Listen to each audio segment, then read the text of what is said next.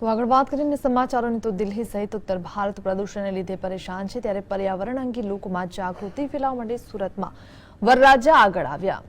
સમૂહ લગ્નમાં લગ્ન ગ્રંથિ જોડાતા પહેલા વરરાજાઓએ કઈ રીતે પર્યાવરણની જાળવણીનો સંદેશો આપ્યો, આવો જોઈએ। આમ તો વરરાજા ઘોડા પર સવાર હોય છે, પરંતુ સુરતમાં સાયકલ પર વરરાજા જોવા મળ્યા। એ પણ એક બે નહીં, પરંતુ અંદાજે 1000 વરરાજા।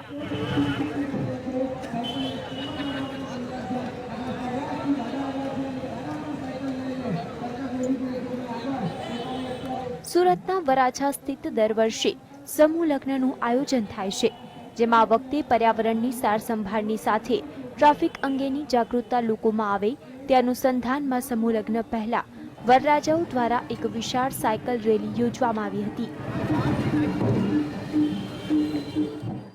58માં સમૂહ લગ્નમાં ફુલહારથી લગ્ન કરવા માંગીએ છીએ, કેમ કે આજે સમાજમાં લોકો બહુ બધો ખર્ચો કરી અને દેવું કરી અને લગ્ન કરે છે, તે માટે લોકો દેવા મુક્ત જીવન જીવે એવો અમારો પ્રયાસ છે। સુરત શહેરમાં ટ્રાફિક અને પ્રદૂષણનો પ્રશ્ન વધી રહ્યો છે।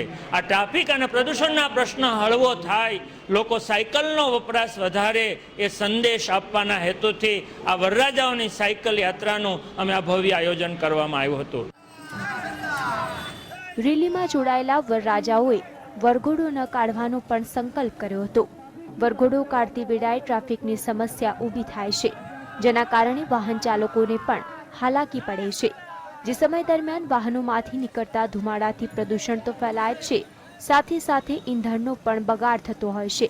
પર્યાવરણની જાળવણી થાય તે હેતુ માટે આ સાયકલ રેલી થકી આ વરરાજાઓએ સમાજને એક ઉદાહરણ પૂરું પાડ્યું છે। કેમેરામેન પ્રશાંત ધીવરે સાથે રાકેશ બ્રહ્મટ, GSTV, સુરત।